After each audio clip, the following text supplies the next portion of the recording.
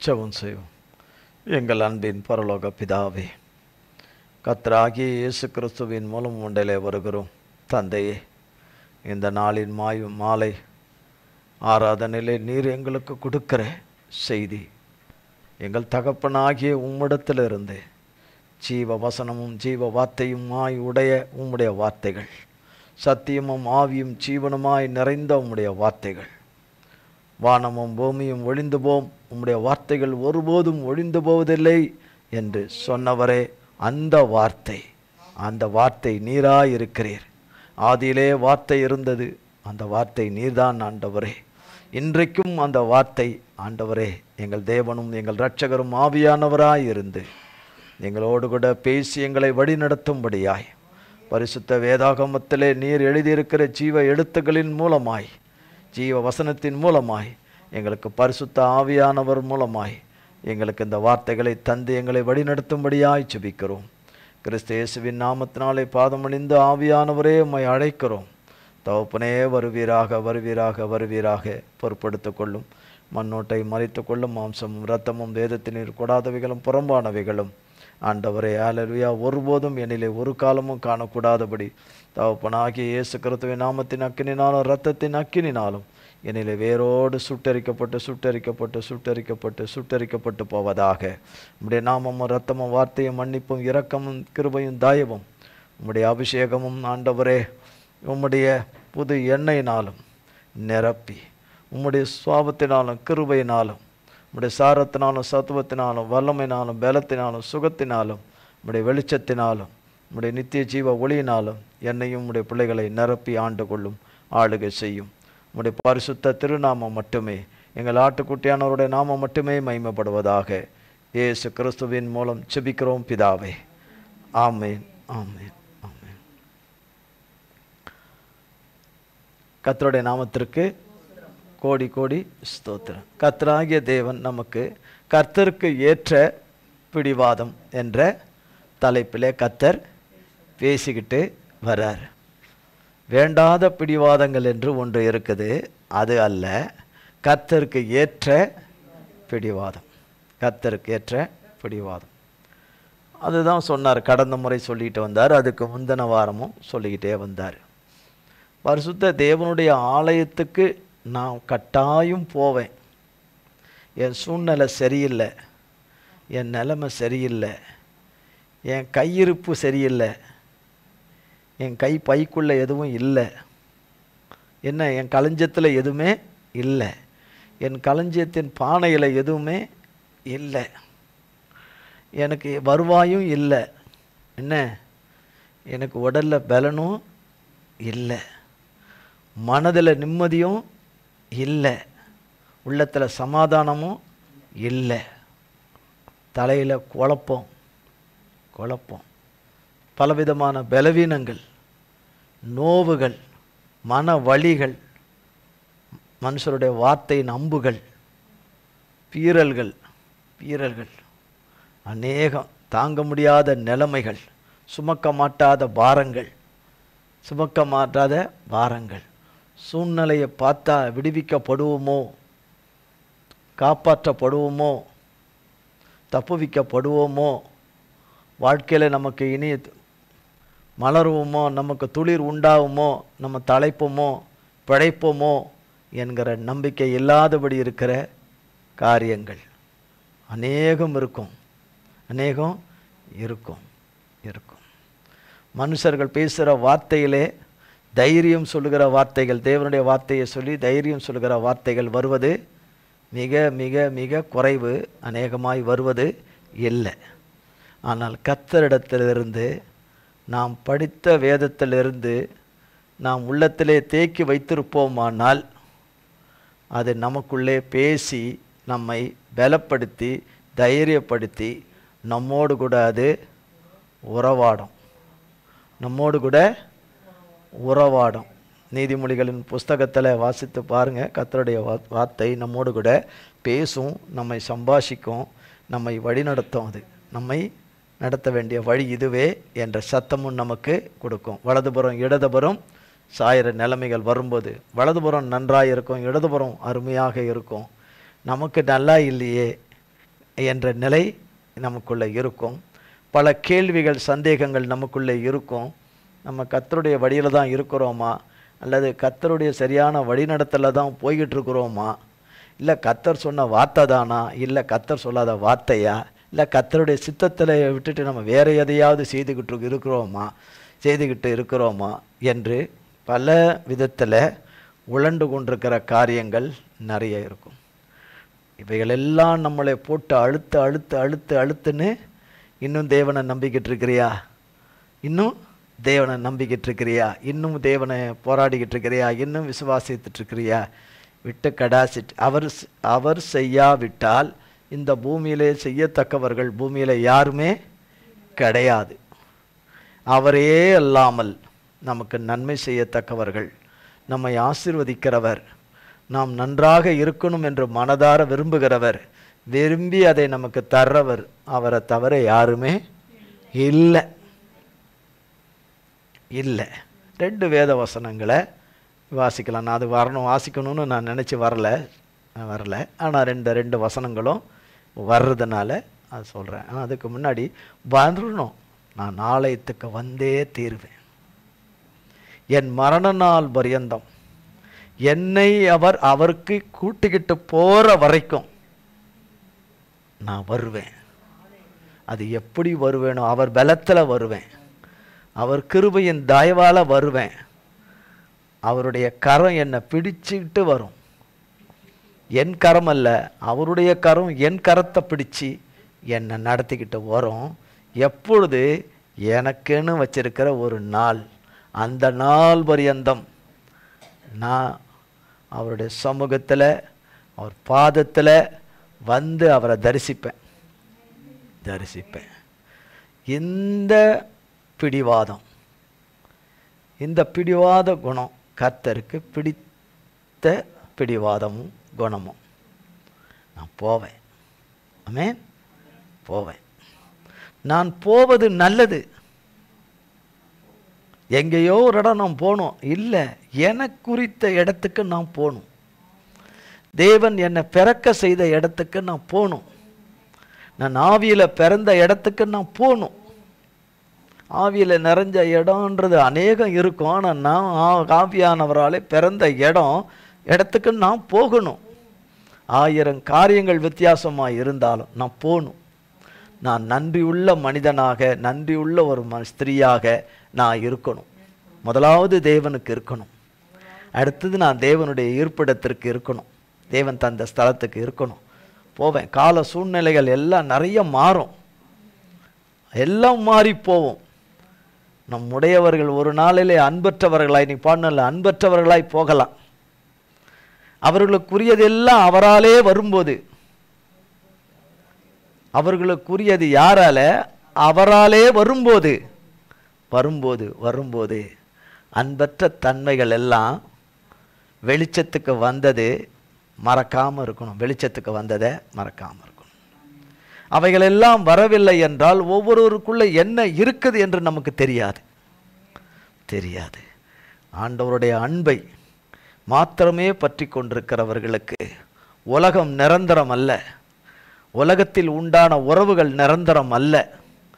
உலகத்திலே நமக்கு கையளிக்கப்பட்டிருக்கிறவைகள் எல்லாம் கர்த்தருக்கென்று பயன்படுத்தப்படணும். கர்த்தர் கையெழுத்து கொடுக்கிறத கர்த்தருக்கு நியமித்து கொடுத்து அவர் சொல்கிறபடி நடக்கணும் என்று விரும்புகிற தேவன் நம்ம கொடுத்த படிப்பானாலும், வேலையானாலும், திறமையானாலும், வியாபாரங்களானாலும், ஊழியமானாலும், எதுவானாலும் எல்லா இடத்துலையும் எல்லா ஊழியமும் இருக்குது. வேலை செய்கிற இடத்துலையும் ஊழியம் இருக்குது, வியாபாரம் செய்கிற இடத்துலையும் ஊழியம் இருக்குது, படிக்கிற இடத்துலையும் ஊழியம் இருக்குது. வெறும் தேவாலயத்தில் மட்டும் ஊழியம் அல்ல, எல்லா இடத்திலும் ஊழியம் இருக்குது. எல்லோரும் தேவனுடைய ஊழியக்காரர்கள் தான், தேவனுடைய பணிவிடக்காரர்கள் தான். ஒவ்வொருவரும் சிறியோர் முதல் பெரியோர் வரை. அப்போ கர்த்தருக்கு ஏற்ற பிடிவாதம். நான் பள்ளிக்கூடத்துக்கு போகிறது 6 நாள், 7ஆம் நாள் வாரத்தின் 1ஆம் நாள் நான் தேவனுடைய ஆலயத்துக்கு போவேன் என்று பிள்ளை சொல்வது கர்த்தருக்கு ஏற்ற பிடிவாதம். நாம் குடும்பமாய் நாம் தேவாலயத்துக்கு போயே ஆகணும். மாதத்துக்கு ஒரு தடவை திருவந்திருக்கு, அதுக்கு மட்டும் அட்டன் பண்ணிட்டு வந்துடுவோம். அப்பத்தை சாப்பிட்டுட்டு திராட்சை ரசத்தை குடிச்சிட்டு வந்துடுவோம். அதுக்கப்புறம் அடுத்த மாதம் போவோம். அது கர்த்தருக்கு ஏற்ற ஆராதனையும் பிடிவாதமும் கிடையாது. எனக்கு குறிக்கப்பட்டிருக்கிற ஆராதனை வேளையில் நான் போவேன். என்னை பிறக்க செய்த இடம், என்ன தேவன் ஆவியிலே பிறக்க செய்த இடம், என்னை மறுபிறப்பாக்கின இடம், அதை செய்தவரே தேவன்தான். தேவ ஊழியன் அல்ல, தேவன்தான். நான் போவேன். நான் அவராலே வளர்ந்து, அவருடைய வார்த்தையாலும் கிருபையாலும் தயவாலும் அவருடைய பிரசன்னத்தினாலே நான் வளர்ந்து, அவர் காட்டுகிற மன்னிப்பும் இரக்கத்தின் கிருபையின் பராமரிப்பிலே நான் வளர்ந்து வளர்ந்து தேவ வசனம் எனக்குள்ளே விருத்தி அடைந்து, வசனங்கள் எனக்குள்ளே விருத்தி அடைந்து, நாளொரு மேனி பொழுதொரு வண்ணமாக அவருடைய வசனம் எனக்குள்ளே விருத்தி அடைந்து, உடம்பு விருத்தி ஆகிடும் அது வேற, அது இல்லை. வேத வசனங்கள் விருத்தியாகி எனக்குள்ளே தேவனுடைய வார்த்தையின் சாரங்கள், வசனத்தின் சாரம் என் மூளையிலேருந்து கட்டவர்கள் வரைக்கும் இறங்கி இறங்கி இறங்கி இறங்கி இறங்கி உள்ள தலைக்கு எண்ணெய் தேய்ச்சா நல்லா எண்ணெய் தேய்ச்சிக்கிட்டே வந்துட்டு அந்த தலைக்குள்ளே நல்லா எண்ணெய் இறங்கிரும். உடம்புக்குள்ளெல்லாம் எண்ணெய் இறங்குன்னு சொல்லுவாங்க. அதை விட எண்ணெயாகி ஆவியானவருடைய கிருபையின் ஒத்தாசையினாலே தேவ வசனம் இறங்க இறங்க தேவனுடைய ஆவியானவர் நமக்குள்ளே இறங்கி இறங்கி இறங்கி சாரம் ஏறி நமக்குள்ளே இருக்கும்போது கர்த்தருக்கு ஏற்ற வைராக்கியம் நமக்குள்ளே உண்டாகும். எத்தனை களைப்புகள், எத்தனை சோர்வுகள், எத்தனை மன சோர்வுகள், மன முறிவுகள், இரத்த காயங்கள், இரத்த வெள்ளங்கள் வந்தாலும் சில மணி நேரத்துக்குள்ளே நம்மை உருவாக்கி பலப்படுத்தி நிற்க வைக்கிற எண்ணெயாகிய ஆவியானவர் நமக்கு அதை செய்யக்கூடியவர். அவர் இல்லை என்றால் வார்த்தையை கவனமாக கேட்கவும் முடியாது, காதுக்குள்ளே போகாது, கண்ணுக்குள்ளே போகாது, மூளைக்குள்ளே போகாது, நம்மளுடைய சுவாசத்துக்குள்ளே போகாது, நம் ஆத்துமாக்குள்ளே போகாது, நம் ஆவிக்குள்ளே போகாது, நம் சரீர அவய உறுப்புகளுக்குள்ளே, இரத்த நாளங்களுக்குள்ளே, திசுகளுக்குள்ளே, செல்லுகளுக்குள்ளே போகாது. ஆவியானவர் இருந்தாதான் போகும். ஆவியானவர் இருந்தால் வசனத்தை கவனமாக உட்கார்ந்துருந்து கேட்போம். குழப்பம் இல்லாதவங்களே இல்லை, மன கிளேசங்கள் வருத்தங்கள் இல்லாதவங்க இல்லை. துயரங்கள் பாடுகள் வேறு வேறு விதத்தில் இருக்கும். அநேகருக்கு பண கஷ்டங்கள் இருக்கும், பண கஷ்டம் இல்லாமல் இருக்கும். சிலருக்கு நோய் கஷ்டம் இருக்கும், சிலருக்கு நோயும் இருக்காது, பண கஷ்டமும் இருக்காது, ஆனால் மன கஷ்டம் இருக்கும். உறவு குறித்த கஷ்டங்கள் இருக்கும், பிரிவுகளை குறித்த கஷ்டங்கள் இருக்கும், தங்களை இழந்தவர்களுடைய கஷ்டங்கள் இருக்கும். சிலருக்கு எல்லாமே இழந்தவங்களாக இருப்பாங்க. வீடு இருக்காது, சொத்து இருக்காது, சுதந்திரம் இருக்காது, உறவு இருக்காது, கையில் எதுவும் இருக்காது, எந்த வாழ்வாதாரம் இருக்காது. ஆனால் எல்லாவற்றுக்கும் உரியவரும், எல்லாவற்றையும் தருகிறவரும், நிலையானவரும், நித்திய ஜீவனை கொடுக்கிறவராகிய தகப்பன் இருக்கிறாருங்கிற ஒரு நிலையான சொத்து உடையவர்கள் இருப்பார்கள். அவர் இருந்தால் எல்லாம் வந்துவிடும் என்று வேதம் சொல்லுகிறது. எல்லாம் வந்துவிடும் என்று வேதம் சொல்லுகிறது. சொல்லுகிறவர் கர்த்தராகிய தேவன். கர்த்தருக்கு ஏற்ற பிடிவாதம், கர்த்தருக்கு ஏற்ற பிடிவாதம். நீதிமொழிகளின் புஸ்தகம்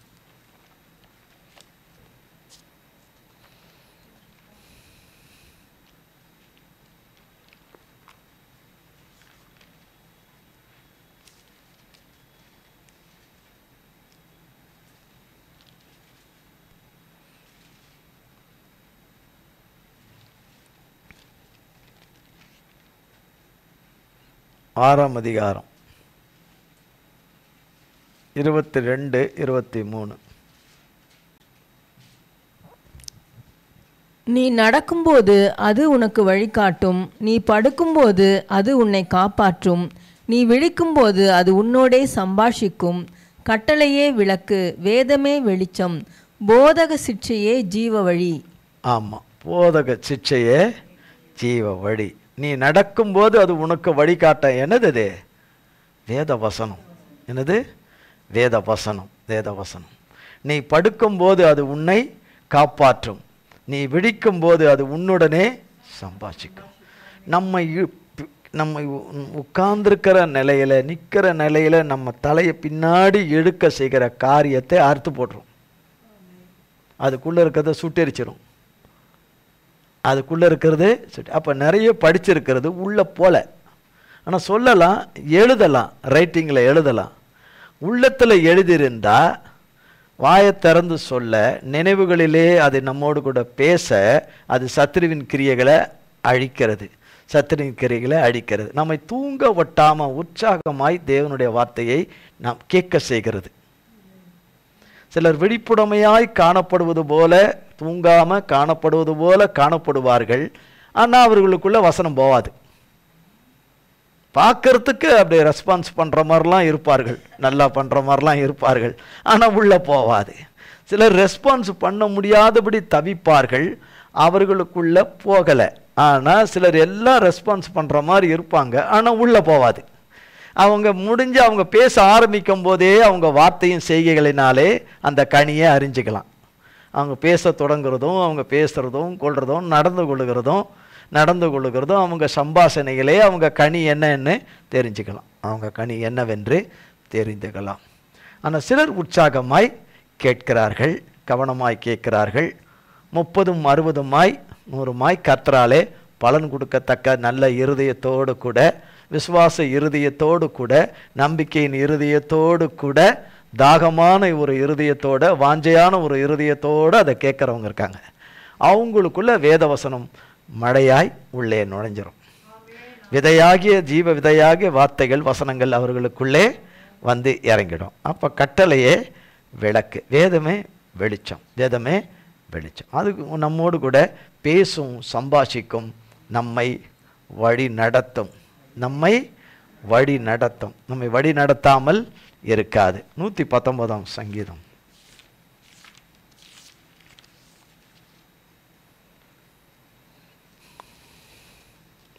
அதுக்கு முன்பதாக 62 சங்கீதம்.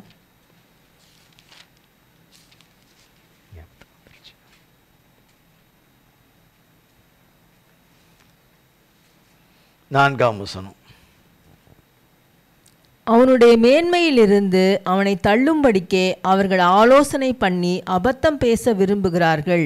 தங்கள் வாயினால் ஆசீர்வதித்து தங்கள் உள்ளத்தில் சபிக்கிறார்கள். பாருங்க, தங்கள் வாயினால் ஆசீர்வதித்து தங்கள் உள்ளத்தினால் சபிக்கிறார்கள். எவ்வளவு பெரிய ஆசீர்வாதம்! அதைத்தான் அநேகர் விரும்புகிறார்கள். அதைத்தான் அநேகர் விரும்புகிறார்கள். தங்கள் வாயினால் என்ன செய்கிறார்கள்? ஆசீர்வதிக்கிறார்கள். உள்ளத்திலே என்னவாயிருக்கிறார்கள்? சபிக்கிறார்கள். உள்ளத்திலே சபிக்கிறார்கள். அதுதான் தாவீது இப்படி சொல்லுகிறார். 3ஆம் வசனத்துல வாசிங்க. நீங்கள் எதுவரைக்கும் ஒரு மனுஷனுக்கு தீங்கு செய்ய நினைப்பீர்கள்? நீங்கள் அனைவரும் சங்கரிக்கப்படுவீர்கள். சாய்ந்த மதிலுக்கும் இடிந்த சுவருக்கும் ஒப்பாவீர்கள். பார்த்தீங்களா? நீங்கள் எது வரைக்கும் ஒரு மனுஷனுக்கு தீங்கு செஞ்சுக்கிட்டே இருப்பீங்க. அப்போ தேவன் நமக்கு லைசன்ஸ் கொடுத்துருக்கிறார். அது சரின்னு லைசன்ஸ் கொடுத்துருக்கிறார், அனுமதி கொடுத்துருக்கிறார் என்று இஷ்டத்துக்கும் தங்கள் காரியங்களை செய்து கொண்டே வரும்போது திடீர்னு ஒரு நாள் வரும், அவர்கள் இருந்த இடம் இருக்காது.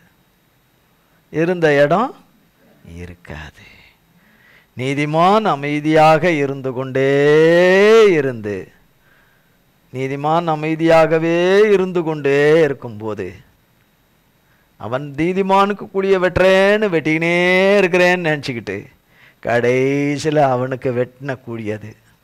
யாருக்கு வெட்டின கூடி? ஏன் அந்த கூடி வெட்டும் போதே உடனே விடலை? ஒரு அடி பள்ளத்தில் விழுந்தா சரி வராது. 10 அடியாவது குறைஞ்சது 20 அடியாவது ஆழம் இருக்கணும். நோண்டிக்கினே இருந்துக்கின்னு 20 அடி ஆழம் அவனுக்குன்னு, அவன் நீதிமானுக்கு அவன் நினச்சது 20 அடி போதும்னு நினைக்கிற அந்த இடம் வரும்போது கரெக்டாக அவன் உள்ளே விழுந்துருவான். நீதிமான் விட மாட்டான். யார் விட மாட்டா? நீதிமான். கர்த்தராலே நீதிமானாக்கப்பட்ட நீதிமான் விட மாட்டான். விட மாட்டான். வெட்டுகிறவன் அதிலே விழுந்து அதிலே அழிந்து போவான். அதனால தான் சங்கீதக்காரன் தாவீது சொல்றார், நீங்கள் எது வரைக்கும் ஒரு மனுஷனுக்கு தீங்கு செய்ய நினைப்பீர்கள், நீங்கள் அனைவரும் சங்கரிக்கப்படுற ஒரு நாள் வருது. சங்கரிக்கப்பட்டுருவீங்க. உங்களது எல்லாம் பலமா இருக்கு, உங்க அரண், உங்க கோட்டை, உங்க சுவர் எல்லாம் ஸ்ட்ராங்கா இருக்கிற மாதிரி நினைக்கிறீங்க. பொட்டுன்னு விழுந்துடும். என்ன செஞ்சிடும்? பொட்டுன்னு விழுந்துடும். நீங்க நம்பி இருக்கிறது, உங்களை பாதுகாக்கிறது நினைக்கிறது பொட்டுன்னு விழுந்துடும். நீங்களும் பொட்டுன்னு போயிடுவீங்க. பொட்டுன்னு என்ன செய்திருவோம்? போயிடுவீங்க. யார் அவங்க? வாயில ஆசீர்வதித்து உள்ளத்துல சபிக்கிறவங்க. என்ன செய்றவங்க? கருவிக்கிட்டே இருக்கிறவங்க. கருவிக்கிட்டே இருக்கிறவங்க வந்து ஆன்னு ஆக் பண்ணி முத்தம் கொடுத்து, நீ நல்லா இரு மகனே, நல்லா இரு மகளேன்னு சொல்றத பார்த்து மயங்கி கீழே விழுந்துடக்கூடாது. மயங்கி கீழே விழுந்துடக்கூடாது. இப்போதான் நினைச்சேன் நீங்க வந்துட்டீங்களே, எனக்கு உங்களை பார்க்கும்போதே எனக்கு பயிர் எரியுதுன்னு சொல்றதுக்கு பதிலாக உங்களை பார்க்கும்போதே எனக்கு அவ்வளோ சந்தோஷம் என்று சொல்லுகிறது தான் உள்ளத்திலிருந்து சபிக்கிறது. நல்லா இருப்பானா, நல்லா இருப்பாளா, வரமாட்டான்னு நினச்சனே, வந்துட்டாளே வந்துட்டாளே, வாந்தியில பேதியில போயிடுவான்னு நினைச்சேன், வந்துட்டாளே வந்துட்டாளே வந்துட்டாளே.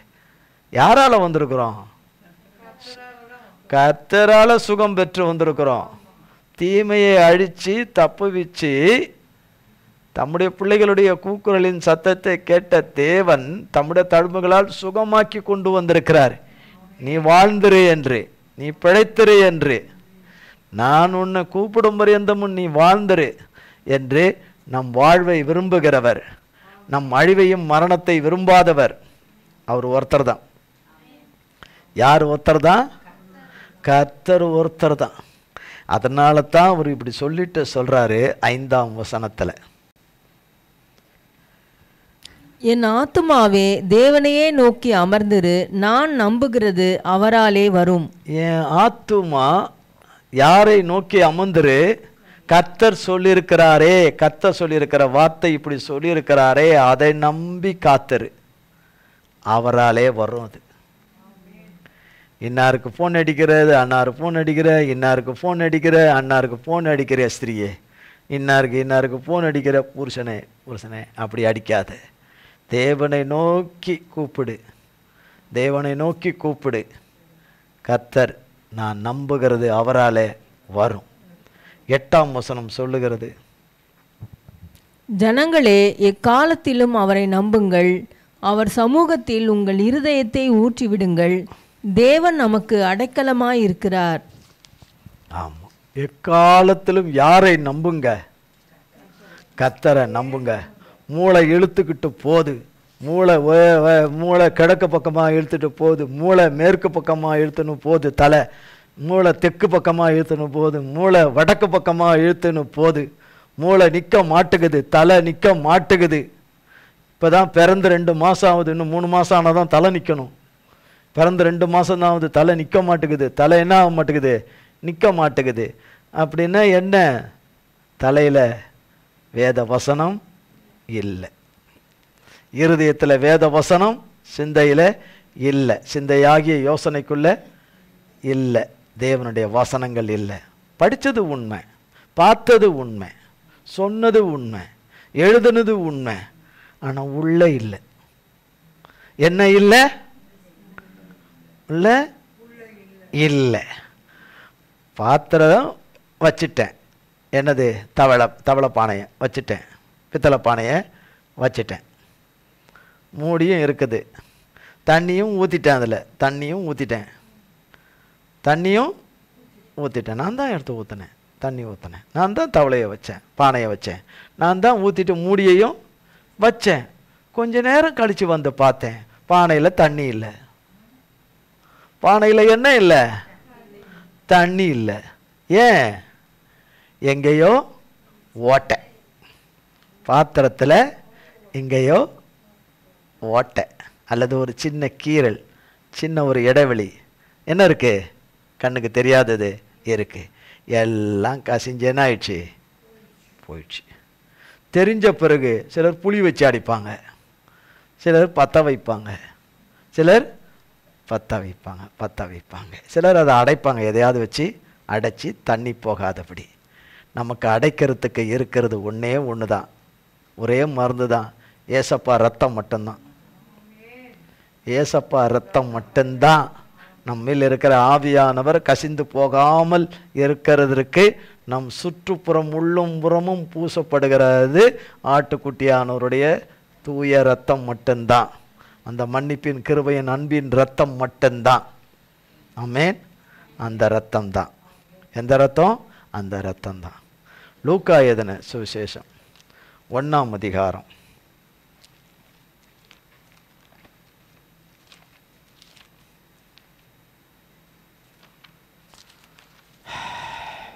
26ஆம் வசனத்திலிருந்து. 6ஆம் மாதத்திலே காபிரியேல் என்னும் தூதன் கலிலேயாவில் உள்ள நாசரேத் என்னும் ஊரில். நம்ம இப்போ இதை பார்த்த உடனே என்ன கிறிஸ்மஸுக்கு தானே இந்த பகுதி, என்ன பகுதி? கிறிஸ்மஸ் பகுதி தானே என்ன நினச்சிடக்கூடாது. கிறிஸ்மஸ் பகுதி தான் ஒரு பக்கம், ஆனால் கிறிஸ்மஸ் என்று அன்னைக்கு தான் சொல்கிற பகுதின்னு நினச்சிக்க கூடாது. கலிலேயாவில் உள்ள நாசரேத் என்னும் ஊரில் தாவீதின் வம்சத்தானாகிய யோசேப்பு என்கிற நாமமுள்ள புருஷனுக்கு நியமிக்கப்பட்டிருந்த ஒரு கன்னிகையின் இடத்திற்கு தேவனாலே அனுப்பப்பட்டான். அந்த கன்னிகையின் பெயர் மரியாள். அவள் இருந்த வீட்டில் தேவதூதன் பிரவேசித்து, கிருபை பெற்றவளே வாழ்க, கர்த்தர் உன்னுடனே இருக்கிறார், ஸ்திரீகளுக்குள்ளே நீ ஆசீர்வதிக்கப்பட்டவள் என்றான். அவளோ அவனை கண்டு அவன் வார்த்தையினால் கலங்கி இந்த வாழ்த்துதல் எப்படிப்பட்டதோ என்று சிந்தித்து கொண்டிருந்தாள். தேவதூதன் அவளை நோக்கி, மரியாளே, பயப்படாதே, நீ தேவனிடத்தில் கிருபை பெற்றாய். இதோ நீ கர்ப்பவதியாகி ஒரு குமாரனை பெறுவாய். அவருக்கு இயேசு என்று பெயரிடுவாயாக. அவர் பெரியவராயிருப்பார், உன்னதமானவருடைய குமாரன் எனப்படுவார். கர்த்தராகிய தேவன் அவருடைய பிதாவாகிய தாவீதின் சிங்காசனத்தை அவருக்கு கொடுப்பார். அவர் யாக்கோபின் குடும்பத்தாரை என்றென்றைக்கும் அரசாளுவார். அவருடைய ராஜ்யத்துக்கு முடிவிராது என்றான். அதற்கு மரியாள் தேவதூதனை நோக்கி, இது எப்படியாகும்? புருஷனை அறியேனே என்றாள். தேவதூதன் அவளுக்கு பிரதியுத்தரமாக, பரிசுத்த ஆவி உன்மேல் வரும், உன்னதமானவருடைய பலம் உன்மேல் நிழலிடும். ஆதலால் உன்னிடத்தில் பிறக்கும் பரிசுத்தம் உள்ளது தேவனுடைய குமாரன் எனப்படும். இதோ உனக்கு இனத்தாளாயிருக்கிற எலிசபெத்தும் தன் முதிர் வயதிலே ஒரு புத்திரனை கர்ப்பந்தரித்திருக்கிறாள். மலடி எனப்பட்ட அவளுக்கு இது 6ஆம் மாதம். தேவனாலே கூடாத காரியம் ஒன்றுமில்லை என்றான். அதற்கு மரியாள், இதோ நான் ஆண்டவருக்கு அடிமை, உம்முடைய வார்த்தையின்படி எனக்கு ஆக கடவது என்றாள். அப்பொழுது தேவதூதன் அவரிடத்திலிருந்து போய்விட்டான். 6ஆம் மாதத்திலே வசனம். 6ஆம் மாதத்திலே என்ன 6ஆம் மாதம்? அதுக்கு முந்தின வசனங்களில் இருக்கு. எலிசபெத் அவர்கள் கர்த்தருடைய ஆசீர்வாதத்தினாலே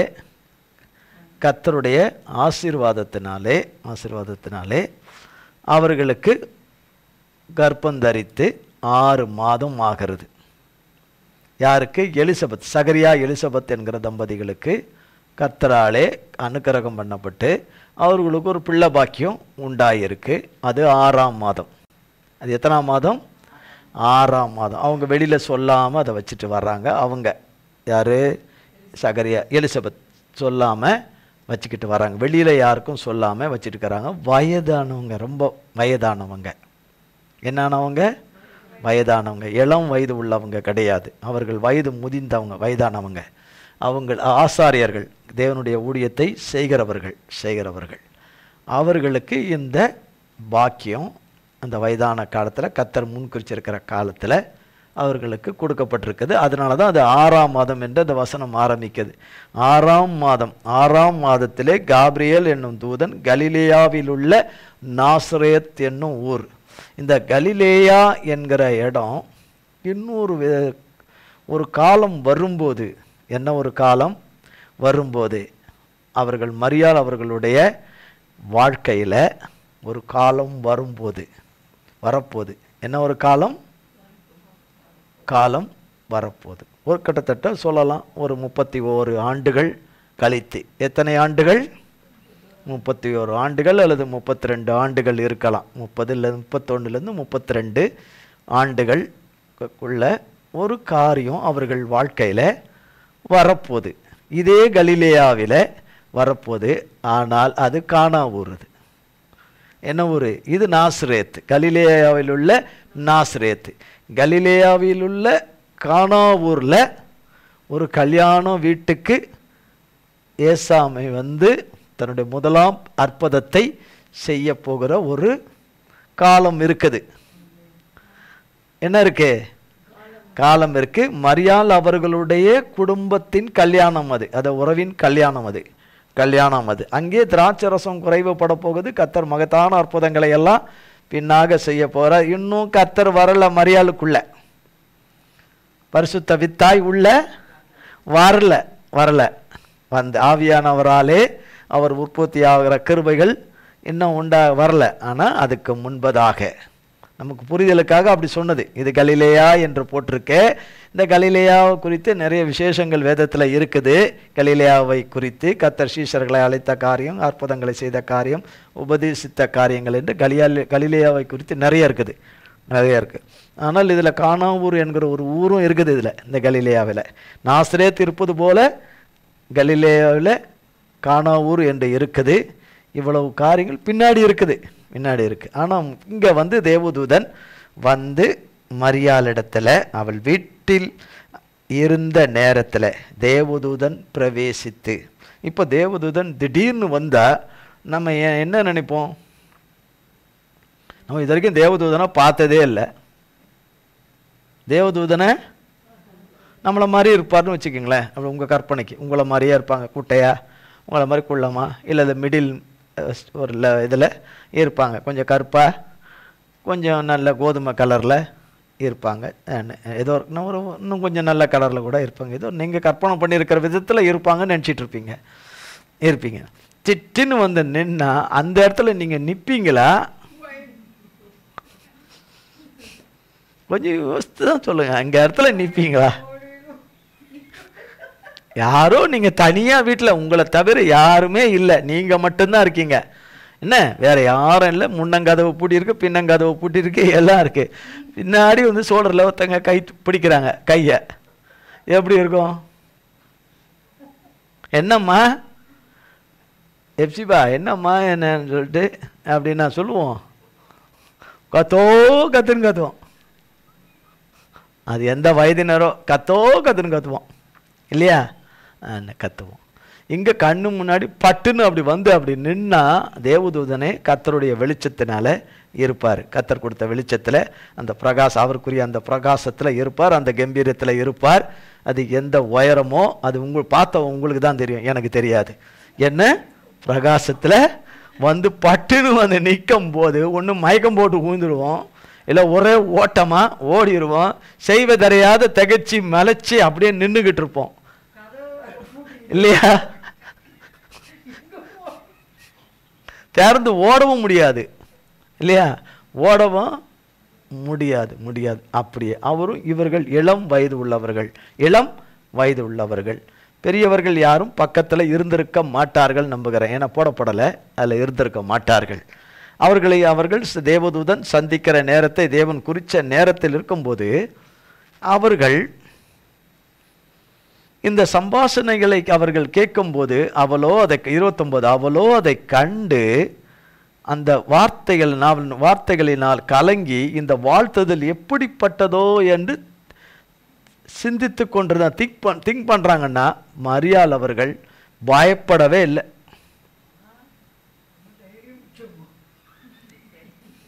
பயப்படவே இல்லை. நீர் உண்மையான தேவதூதன் தானா, இல்லை குச்சியை வச்சு குத்தி பார்ப்போம், இல்லை ஆவியா, இல்லை உள்ள விட்டா தண்ணி மாதிரி ஏதோ போதா, குச்சி உங்களை விட்டா அந்த பக்கத்தில் போதா, குச்சி அந்த பக்கத்தில் போதா, தேவதூதன் தானான்னு அந்த அம்மா செக் பண்ணி பார்த்துருக்கலாம். ஆனால் அப்படி சந்தேகப்படவே அவர்கள் சந்தேகப்படலை. ஏனென்றால் தேவனுடைய அந்த உலகத்துக்கு தேவனுடைய ஒரு பரிசுத்த ஒரு தாயாக தேவன் அவர்களை தெரிந்து கொண்ட நோக்கம் சரியான நோக்கம், சரியான தேர்வு. தேவன் அழைத்த அழைப்பும் தேவனுடைய தெரிந்து கொள்ளுதலையும் அவர்கள் சரியாக தேவன் கொடுத்த வாய்ப்பை பயன்படுத்தி கொண்டார்கள். தேவன் அவர்களுக்கு ஒரு அழைப்பு, தேவன் அவர்களுக்கு ஒரு தெரிந்து கொள்ளுதல், தேவனுடைய தாயாக இந்த உலகத்துக்கு அவர் அவதரித்து வருவதற்கு அவர் வரணும்னா எப்படி வேணாலும் வரலாம், ஆனால் மனுஷனாக வரணும் என்பதற்காக பரிசுத்த மனிதராய், பரிசுத்தர் அப்படி தான் வர முடியும். அதனால் பரிசுத்த ஆவியானவராலே நிரம்பி, மனுஷனான அல்ல, தேவனுடைய ஆவினாலே வரணும்.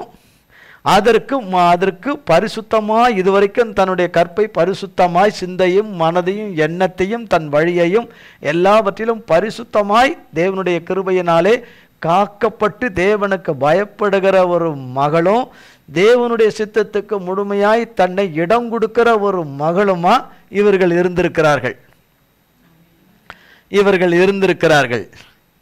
இவர்கள் பயந்து ஓடி இருக்கணும். யாராக இருந்தாலும் பயந்து ஓடிடுவாங்க. அதுக்கப்புறம் வந்து அங்கேருந்து ஒழிஞ்சு நின்று அவர் கூடுங்க, வரவே மாட்டேன், எங்கள் அம்மா வந்த பிறகு வரேன், எங்கள் அப்பா வந்த பிறகு வரேன், அவங்க வந்தா வரேன், இவங்க வந்தா வரான்னு அப்படிலாம் சொல்லலை. அவங்க சொல்லவே கட்டில் கடியில் போய் பூந்துக்கிட்டாங்க, அங்கே போய் பூந்துக்கிட்டாங்க, அங்கெல்லாம் கிடையாது. தைரியமாக நின்று கொண்டிருந்தார்கள்.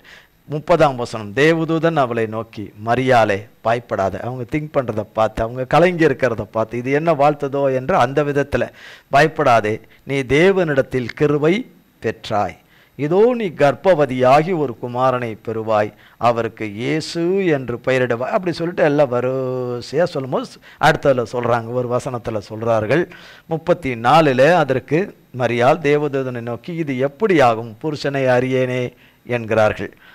அதற்கு தேவதூதன் அவளுக்கு பிரயோத்திரமாக 33 பரிசுத்த ஆவி உன்மேல் வரும், உன்னதமானவருடைய பலம் உன்மேல் நிழலிடும், ஆதலால் உன்னிடத்தில் பிறக்கும் பரிசுத்தம் உள்ளது, தேவனுடைய குமாரன் எனப்படுவார். சொல்லிட்டு தான் 36 சொல்றாங்க, இதோ உனக்கு இனத்தாலாயிருக்கிற எலிசபெத்துக்கு முதிர் வயதில் ஒரு புத்திரனை கர்ப்பந்தரித்திருக்கிறாள், மலடி எனப்பட்ட அவளுக்கு 6ஆம் மாசம் சொல்றார். அந்த இடத்துல 6 மாதமாக குழந்தைய வயிற்றுல வச்சிருக்கிற அந்த தாய் எலிசபெத் அவர்களும் அவர்கள் கணவரை தவிர யாருக்குமே உறவின் மக்கள் முதல் கொண்டு யாருக்குமே குழந்தை உண்டாயிருக்குன்னு தெரியாது. எப்படி குழந்தை உண்டாயிருக்குன்னு தெரியவே தெரியாது. இப்போ யாருக்கு தெரிய வருது, மரியாள் அவர்களுக்கு, 3வது நபராக மரியாள் அவர்களுக்கு தெரிய வருது. யாரால? தேவன் அனுப்பியிருக்கிற கேப்ரியல் என்கிற தூதன் மூலமாக சொல்லப்படுற காரியத்தில் இந்த விஷயம் அவர்களுக்கு தெரிய வருது. இவர்களுக்கு அது தெரிய வரணும் என்றால் எலிசபெத் நிச்சயமாக அவர்கள் மரியாளுக்கு உறவினராகத்தான் இருக்க வேண்டும். அவர்களுக்கு உறவினராக இருக்க வேண்டும். மரியாள் அவர்களுக்கும் எலிசபெத் அவர்களுக்கும் கிட்டத்தட்ட வயது வித்தியாசம் எப்படினாலும் 50 வயது கிட்டத்தட்ட இருக்கும். இவர்களுக்கும் அவர்களுக்கும் 50 வயதாவது வித்தியாசம் இருக்கும். கவனமா கேட்குறோமா? எவ்வளோ வயசு வித்தியாசம் இருக்கும்? குறைஞ்சபட்சம் 50 வயது வித்தியாசமாக இருக்கும். மரியாள் அவர்களுக்கும் அந்த பேசப்படுகிற இந்த நேரத்தில் அவர்களுடைய வயது வித்தியாசம் இடைவெளி 50 வயது கண்டிப்பாக இருக்கக்கூடும். இப்போ அதை சொல்லிட்டாங்க. இதை சொன்னபோது 37 தேவனாலே கூடாத காரியம் ஒன்றுமில்லை. நாம் இந்த ஒரு வசனத்தை மட்டும் பிடிச்சுக்கிறோம், தேவனாலே கூடாத காரியம் ஒன்றுமில்லை என்று. ஆனால் இது எதனால, இது இப்படி ஆகிறதுக்கு சான்ஸே இல்லையே, எனக்கு கல்யாணமே ஆகலையே. கல்யாணம் ஆற எல்லாருக்கும் குழந்தை பாக்கியம் கிடைச்சிருது இல்லை. குழந்தை பாக்கியம் கர்ப்பம் தரித்து ஒரு அருமையான ஒரு பிள்ளையோட பெற்றெடுக்கிற பாக்கியம் சிலருக்கு கிடைக்காம போது. கணவன் மணியாய் வாழுகிறார்கள், கர்த்தருக்கு பரிசுத்த திருமணத்தை செய்து வாழ்கிறார்கள். ஆனால் பரிசுத்த வாழ்க்கையே வாழ்ந்தாலும் கூட சிலருக்கு அதில் இல்லை. அது தேவனுடைய வழி சித்தத்தில் அது என்னமோ தெரியாது. ஆனால் இல்லை, ஆனால் இங்கு கேட்கிறார்கள், அப்படி இல்லாமல் எப்படி எனக்கு பிள்ளை பிறக்கும், ஒரு குமாரன் எனக்கு எப்படி பிறப்பார் அப்படின்றது சொல்லும்போது தான் தேவ ஆவியானவர் உன்மேல் நிழலிடுவார் என்று சொல்லும் பொழுது நீ கர்ப்பம் தரிப்பாய் என்று சொல்லப்படும் போது, இதெல்லாம் மனு குலத்தில் நடக்காத ஒரு காரியம், ஆனால் தேவனாலே நடக்குது. இது மனுஷ உதவினால நமக்கு நடக்கணுமே, மனுஷ ஒத்தாசைனால நடக்கணுமே, மனுஷனுடைய சகாயத்தில் நடக்கணுமே, மனுஷன் இரக்கம் பாராட்டி செய்யணுமே, மனுஷன் இரக்கம் பாராட்டி கொடுக்கணுமேங்கிற இடத்துல மனுஷனுடைய உதவி இல்லாமல் செய்ய வல்லமை உள்ளவர் கர்த்தர். அதுதான் தேவனாலே கூடாத காரியம் ஒன்றுமில்லை. தேவனாலே கூடாத காரியம் ஒன்றுமில்லை, ஒன்றுமில்லை. இல்லையா? ஒரு தாய் ஒரு தகப்பனோ தாயோ ஒரு வயிற்று வழியில் தனியாக இருக்கிறார்கள், துடிக்கிறார்கள், ஏதோ ஒரு பிரச்சனையில் உடம்பு பிரச்சனையில் துடிக்கிறார்கள். மருத்துவ உதவி கிடைக்கிறதுக்கான நேரமும் இல்லை, வாய்ப்பும் இல்லை. தேவனை நோக்கி கதறுகிறார்கள். அவர்களுக்கு அற்புதமான சுகத்தை தேவன் கட்டளையிடுகிறார். வேத வசனம் சொல்லுகிறது, 106ஆம் சங்கீதம் 20ஆம் வசனம், அவர் தமது வார்த்தையை அனுப்பி அவர்களை குணமாக்கி அவர்களை அழிவிலிருந்து தப்புவிக்கிறார். அவர் தமது வார்த்தையை அனுப்பி அவர்களை குணமாக்கி அவர்களை அழிவிலிருந்து தப்புவிக்கிறார். அப்போ தேவன் அவர்கள் கூப்பிடுதலை கேட்டு பரம வைத்தியரும் மருத்துவராக இருக்கிறவர் சுகத்தை அனுப்புறாரு. யாருமே உதவி செய்ய முடியல, எந்த மனுஷனும் ஒத்தாசை செய்ய முடியாத ஒரு நேரமும் சூழ்நிலையில மாட்டிக்கிட்டு தவிக்கிறாங்க. ஆனா கர்த்தரை நோக்கி கூப்பிடுறாங்க, கர்த்தர் அவங்கள சுகமாக்கிறார். தேவனாலே கூடாத காரியம் ஒன்றுமில்லை. தேவனால கூடாத காரியம் ஒன்றுமில்லை.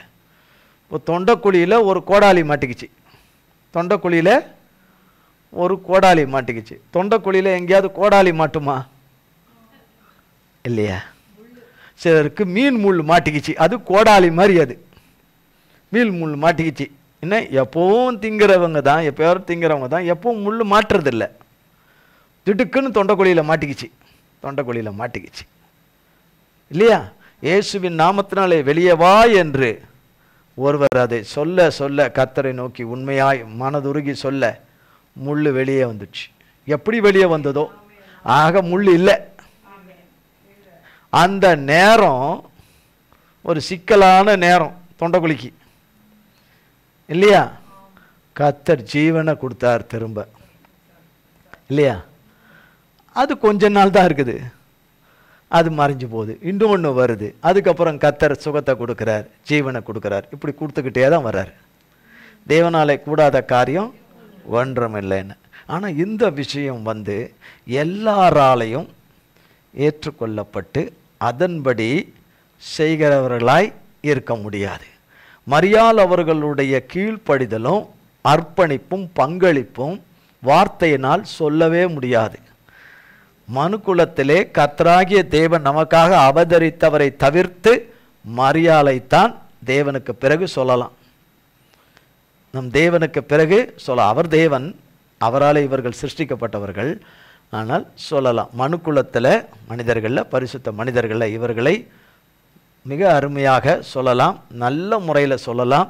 ஏனென்றால் இவர்கள் தேவனுக்கு நான் அடிமை என்று அவர்கள் சொன்ன மாத்திரத்தில் 38ஆம் வசனம், அதற்கு மரியாள், இதோ நான் ஆண்டவருக்கு அடிமை. கொஞ்சம் யோசித்தாங்க, சிந்திச்சாங்க, இது எப்படி சாத்தியம் என்னன்னு யோசித்தாங்க. ஆனால் ஏற்றுக்கொண்டாங்க. கர்த்தர் அனுப்பின தேவதூதன் மூலமாய் சொன்னின வார்த்தைக்கு, தேவ சித்தத்துக்கு, கிறிஸ்தேசு பிறப்பதற்கு, தகப்பன் இந்த பூமியில் அவதரித்து இரட்சகர் பிறப்பதற்கு இடம் கொடுத்துட்டாங்க.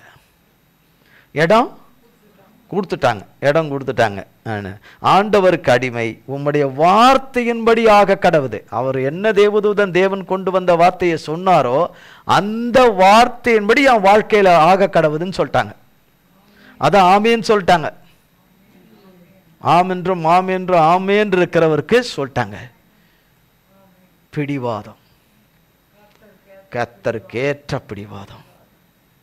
நான் எங்கள் அம்மாட்ட கேட்டு சொல்கிறேன், எங்கள் பெரியம்மா கிட்ட ஒரு வார்த்தை கேட்டு வந்துடுறேன், கேட்டு வந்துடுறேன், எங்கள் ஐயா கிட்ட, வீட்டில் பெரியவங்க ஐயா இருக்காங்க, கேட்டு வந்துடுறேன், நாளைக்கு வரீங்களா, கொஞ்சம் யோசித்து சொல்கிறேன். அதெல்லாம் சொல்லவே இல்லை, சொல்லவே இல்லை. ஏற்றுக்கொண்டார்கள், ஏற்றுக்கொண்டார்கள். அதுதான் அங்கே போடப்பட்டிருக்கு, ஏற்றுக்கொண்டார்கள் என்று. அடுத்தது, தேவதூதன் வந்தாரு, சொன்னாரு, அவர் வேலை முடிஞ்சிச்சு. மரியாள் என்ன போகிறாளோ, ஏதா போகிறாளோ, இனிமேல் தான் நடக்க போகுது காரியங்கள்லாம், அவள் நிற்பாளோ நிற்க மாட்டாளோ, அந்த கவலைலாம் யாருக்கு கிடையாது, யாருக்கு கிடையாது, தேவதூதனுக்கு கிடையவே கிடையாது. இந்த தேவதூதன் எப்படி இருந்தார், பார்க்க என்ன கம்பீரம், எப்படி இருந்தார், என்ன பிரகாசம். ஐயோ, அது வந்தது இன்னமும் பசுமையாக என் நினைவில் இருக்குது, அவருடைய இது அப்படின்னு மரியாள் பார்க்கல. தேவன் சொன்ன வார்த்தையே தான் அவங்களுக்குள்ளே ஓடிக்கிட்டு இருக்குது. தேவதூதனை பார்த்து தேவதூதன் எப்படி இருக்கிறான்னு அதை குறித்து ஓடலை. மரியாளுக்கு நம்மளை மாதிரி ஓடலை. புரியுதுங்களா? மரியாளுக்கும் நமக்கு உள்ள வித்தியாசத்தை இல்லையா? ஒரு தேவதூதனை மாதிரி ஒரு வீடை பார்க்குறோம், அடேங்கப்பான்றோம் வீட்டை பார்த்து. அப்போ அதே அப்படி சொல்லிட்டோம்னா தேவதூதனை பார்த்தே புகழ்ந்துட்டு கிடப்போம். தேவதூதனை அனுப்புகிறவரை தான் நம்ம புகழணும். தேவதூதனை அனுப்புனவரை தான் புகழணும். என்னையா, இந்த தேவதூதனே இப்படி இருப்பான் என்றால், தேவனுடைய வேலைக்காரன் அவனே இப்படி இருப்பான் என்றால், உண்டாக்குனவர் எப்படி இருப்பார் என்ன, அப்படி பார்க்கணும். அது இன்னொரு பிடிவாதம். அப்படி பார்க்கணும். எண்ணத்துலையும் இப்படிப்பட்ட விதமாக யோசிக்கிறதுல ஒரு பிடிவாதம்.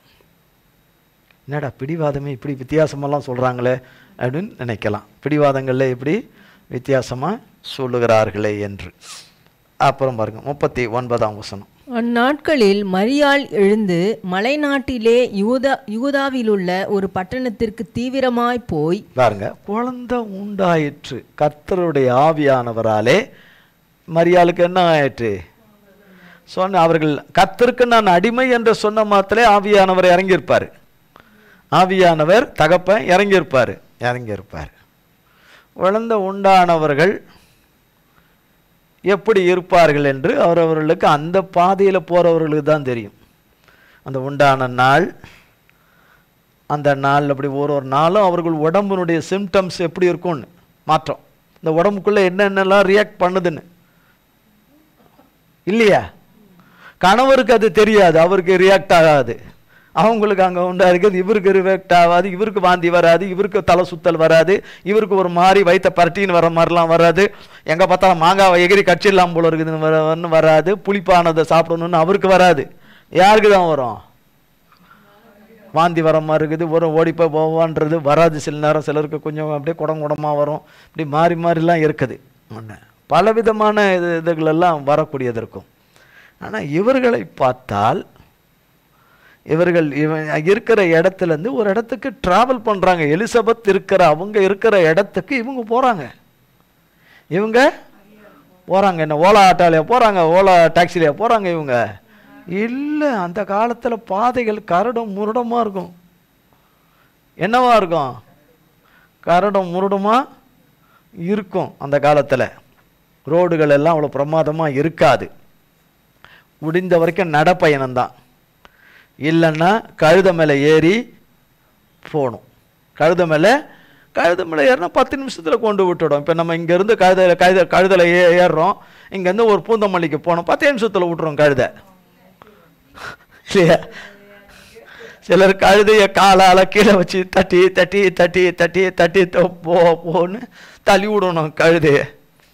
சில கழுதை பழக்கப்பட்ட கழுதை, நல்ல வியாபார ரீதியாக இருக்கிற கழுதை நல்ல கரெக்டாக போவோம். புதிதாக இருக்கிற கழுதை என்ன செய்யாது? போவாது. அவங்க எந்த கழுதில் ஏறினார்களோ ஒரு பிரயாணமாய் அவர்கள் என்ன செய்கிறார்கள்? புறப்பட்டு போகிறார்கள். பாருங்க 40ஆம் வசனத்திலிருந்து. சகரியாவின் வீட்டுக்குள் பிரவேசித்து எலிசபெத்தை வாழ்த்தினாள். எலிசபெத்து மரியாளுடைய வாழ்த்துதலை கேட்டபொழுது அவளுடைய வயிற்றில் இருந்த பிள்ளை துள்ளிற்று. எலிசபெத்து பரிசுத்த ஆவியினால் நிரப்பப்பட்டு உரத்த சத்தமாய், ஸ்திரீகளுக்குள்ளே நீ ஆசீர்வதிக்கப்பட்டவள், உன் கர்ப்பத்தின் கனியும் ஆசீர்வதிக்கப்பட்டது. என் ஆண்டவருடைய தாயார் என்னிடத்தில் வந்தது எனக்கு எதினால் கிடைத்தது. என்னன்னு சொல்றாங்க பாருங்க. அவர்கள் உரத்த சத்தமாய், யாரு? எலிசபெத் அவர்களும் யாருடைய ஆவினால் நிறைந்து? பரிசுத்த ஆவினால் நிறைந்து. பரிசுத்த ஆனது. மரியாள் அவர்களும் எலிசபெத்தை வாழ்த்துகிறார்கள். வயிற்றில் இருக்கிற பிள்ளை துள்ளுது. வயிற்றில் இருக்கிற பிள்ளை துள்ளுது. அந்த அம்மா வாழ்த்ததை சொல்லும் போது இவங்களுக்கு பயங்கர ஷாக்கு. சகரியாவுக்கும் எலிசபெத்துக்கும் மட்டும்தான் தெரியும். இது 6வது மாதம், யாருக்கும் சொல்லலை. ஆனால் இப்போ 3வது நபராக மரியாள் அவர்கள் வாழ்த்து சொல்கிறாங்க. கர்த்தருடைய நாமத்தினால வாழ்த்து சொல்லுகிறார்கள். அவர்களுக்கு எப்படி இருக்கும்? இது எப்படி தெரியும் இல்லையா? ஆச்சரியப்படுவாங்களா, படமாட்டாங்களா? அவங்க இது ஒரு ஊரில் இருக்காங்க, இவங்க ஒரு ஊரில் இருக்கிறாங்க இல்லையா? ஊரில் இருக்கிறாங்க. ஆனால் அவங்க சொல்கிறாங்க, ஆனால் இவங்களுக்கு என்ன நடந்ததுன்னு எலிசபெத்துக்கும் தெரியாது. எலிசபெத்துக்கு என்ன நடந்ததுன்னு மரியாள் அவர்களுக்கு தேவதூதன் சொல்லி தெரியும், இது 6ஆம் மாதம்னு. ஆனால் எலிசபெத் அவர்களுக்கு கர்த்தருடைய ஆவியானவர் பலமாக இறங்கி அவர்கள் கர்ப்பம் தரித்திருக்கிறார்கள். கர்த்தராகிய தேவன் அவர்களுக்குள்ளே அவதரித்திருக்கிறார், அவர் உருவாகிட்டு வராரு என்கிற விஷயம் எலிசபெத் அவர்களுக்கு தெரியவே தெரியாது. ஆனால் அவர்களிலே இருந்த ஆவியானவர், அவர்களையும் நிரப்பியிருந்த ஆவியானவராலே அவர்கள் உரத்த சத்தமாய், சாதாரணமாய் இல்லை, என்ன சத்தமாய் கூக்குரலை விடுறாங்க, குரலை உயர்த்துறாங்க. அது சாத்தா ஆவி, அது வேற. ஆனால் தேவனுடைய ஆவியில உரத்த சத்தமாய், ஸ்திரீகளுக்குள்ளே நீ ஆசீர்வதிக்கப்பட்டவள், உன் கற்பத்தின் கனியும் ஆசீர்வதிக்கப்பட்டதுன்னு சொல்லிட்டு, என் ஆண்டவருடைய தாயார் அவர்கள் சொல்லுகிறார்கள் என்னவென்று, இரட்சகராகிய இயேசு கிறிஸ்து மெய்யானபடி அவர்தான் ஆண்டவர், நம் தேவன், நம் இரட்சகர், நம்மை சிருஷ்டித்தவர். அவர்கள் சொல்லுகிறார்கள், இன்னும் குழந்தை இன்னும் யாரும் பார்க்கல, கர்ப்பத்தில் இருக்குது, மரியாள் அவர்கள் கர்ப்பத்தில் இருக்குது. என் ஆண்டவருடைய தாயார் என்னிடத்தில் வந்தது எனக்கு எதினால் கிடைத்தது. புரியுதா? வசனம் புரியலையா? என் ஆண்டவர், அப்பன் அவர் வயிற்றில் இருப்பது சர்வத்தையும் சிருஷ்டித்தவர், மனித தேவகுமாரன், பரிசுத்த மனித குமாரனாய் உள்ளே பிறக்க போறார், உள்ள இருக்காரு. யார் வயிற்றில்? மரியாள் வயிற்றில் இருக்கிறார்கள். அதனால தான் சொல்றார், என் ஆண்டவருடைய தாயார். அவர்களுக்கு என்ன வயசு வித்தியாசம்? 50 வயசு வித்தியாசம். ஆனா என்ன என்று சொல்லுகிறார்கள்? ஆண்டவருடைய தன்னை 50 அல்லது அதுக்கு மேல உள்ள குறைவான வயது உடையவர்களை பார்த்து தேவனுடைய ஆவியில என்ன சொல்லுகிறார்கள்? தாயார் என்று சொல்லுகிறார்கள். தாயார் என்று சொன்னால் என்ன? சித்தி. தாயார் என்று சொன்னால் விழிப்பாதான் இருக்கிறீங்க, அம்மா விழிப்பாதான் இருக்கிறீங்க. நல்ல வேலை, நல்ல வேலை. சித்தி கொஞ்சம் விழிப்பா இருக்கிறீங்கன்னு சொன்ன உடனே தூக்க மாத்திரையை போட்டுருவாங்க. அதனாலதான் விழிப்பா இருக்கிறீங்கன்னு சொன்னாலும் பயமா இருக்குது, விழிப்பா இருக்கீங்கன்னு சொன்னாலும் பயமா இருக்குது. நல்லா கேட்டுக்கங்க, ஆண்டவருடைய தாயார் என்னிடத்தில் வந்தது. இவ்வளவு தீவிரமா யாரும் வர முடியாது இல்லையா? ஒரு ஒரு குழந்தை உண்டா இருக்காங்கன்னு சொன்னாலே சாதாரணமாகவே பெட்டை விட்டு காலையில வர்றதில்லை. 7 மணிக்கு 7:30 மணிக்கு சாதாரணமா அவ்வளோ காலையில எந்திரிச்சிருவாங்க. பொதுவா இந்த உலகத்துல பார்க்குறோம்ல, காலையில 7, 7:30க்கெல்லாம் எந்திரிக்கிறவங்க, நல்லா இருக்கிறவங்க, நல்ல ஸ்திதியா இருக்கிறவங்க, ஒரு பிள்ளைங்க ஒரு 7 இல்லை ஒரு 7:30 8க்குள்ள எந்திரிச்சிருவாங்க. அதிகபட்சம் 8 மணிக்குள்ள எந்திரிச்சிருவாங்க. அவ்வளோ அதிகாலையில எந்திரிச்சிருவாங்க. இந்த மாதிரி சூழ்நிலை தெரிஞ்ச பிறகு அவங்க 10 மணிக்கு இறங்கி வர்றது, கீழே பெட்ல இருந்து காலை கீழே இறக்கி வருது. கீழே இறங்கி வந்தா ஏதாவது ஆயிடும், மயக்கமா இருக்கு எனக்கு, அதனால படுத்தே இருக்கட்டும். எப்படினாலும் கடைசியில் ஆப்ரேஷன் தானே பண்ண போறோம், அதனால படுத்தே இருக்கட்டும், ஒன்றும் பிரச்சனை இல்லை. சொல்றது சுகப்பிரசவத்துக்கு ஜெபம் பண்ணிக்கங்கன்னு சொல்லுவோம், சொல்றது நாங்கள் அப்படி சொல்லுவோம். நீங்களும் அப்புறாணியா என்ன பண்ணணும்? நல்லா உளுந்து முடிஞ்சா ஒரு உபவாசம் இருந்து பட்னி இருந்து நீங்க ஜெபம் பண்ணணும். ஆனா எங்களுக்கு தெரியும், நாங்க நல்லா சாப்பிட்டுக்கிட்டே, எங்களுக்கு தெரியும் எங்களுக்கு என்னது. ஆமா, ஏன்னா கடைசியாக ஆசைப்பட்ட பிரசவத்துக்கு போகிறதுக்கு கொஞ்சம் ஒரு நாளைக்கு முன்னாடி கூட கொஞ்சம் கறி மீனெல்லாம் சாப்பிட்டு தான் அனுப்பிவிடுவோம். பிரசவத்துக்கு தானே போகிறா, அனுப்பிச்சி விடுவோம். ஆப்ரேஷன் தானே, பிரச்சனை இல்லை அப்படின்னு இருக்கிறவங்களாம் இருக்கிறாங்க, அப்படி இருக்கிறவங்க இருக்கிறாங்க. ஆனால் இவர்களுக்கு எந்த அசதியும் எந்த களைப்பும் மரியாளுக்கு இல்லாமல் தேவனுடைய ஆவியானவருடைய பலத்தினும் உற்சாகத்திலும் ஆவியின் களி கூறுதலில் மரியாளுக்கு அந்த பிரயாணம் களைப்பாகவே அவர்களுக்கு தெரியல. 44 பாருங்க. இதோ நீ வாழ்த்தின சத்தம் என் காதில் விழுந்தவுடனே என் வயிற்றில் உள்ள பிள்ளை களிப்பாய் துள்ளிற்று. பாருங்க, நீ வாழ்த்தின சத்தம் என் காதில் விழுந்த உடனே என் வயிற்றில் உள்ள பிள்ளை துள்ளிற்று. அப்படின்னா பரிசுத்த ஆவியானவர் தான். அப்ப மரியாள் அவர்கள் தேவனுடைய ஆவியானவராலே நிழலிடப்பட்டு கர்த்தர் உள்ளே உருவாயிருக்கிறார். அப்படி இருக்கும்போது அவர்கள் யாராலே நிறைந்திருப்பார்கள்? தேவனுடைய ஆவியினாலே நிறைந்திருப்பதனாலே அவர்கள் பேசுகிற வாயிலிருந்தும் யாருடைய வல்லமை புறப்பட்டு வருது? கர்த்தருடைய ஆவியின் வல்லமை புறப்பட்டு வர்றதுனால அவர்கள் செவிக்குள்ள போகும்போது அது யாருக்கு போது? குழந்தைக்கு போது. குழந்தை தாயும் தாயினுடைய தொப்புள் கொடியோட இணைக்கப்பட்டிருக்கும் உள்ள, இல்லையா? ஒருவேளை பிறந்த பிறகு தான் தொப்புள் கொடியில் இணைப்பாங்களோ நம்ம தெரியல நமக்கு. ஆனால் தெரிஞ்ச வரைக்கும் கேள்விப்பட்ட வரைக்கும் வயிற்றுக்குள்ளே தான் தொப்புள் கொடியோடு இணைக்கப்பட்டிருக்கோம்னு கேள்விப்பட்டிருக்கிறேன். அதன் வழியாக என்ன வந்துடுது? பிள்ளை ஒரு துள்ளுது. வயிற்றுல ஒரு பிள்ளை எகிரி குதிக்குதுன்னா அந்த தாய்க்கு எப்படி இருக்கும்? இது என்ன இதுவா? அது கபோர்டா?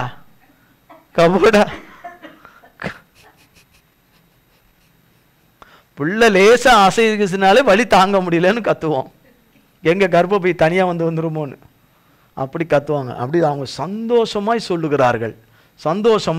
சொல்லுகிறார்கள். துள்ளிற்று என்று சொல்லுகிறார்கள். சொல்லிட்டு களிப்பாய் துள்ளிற்று. 45ஆம் வசனம்.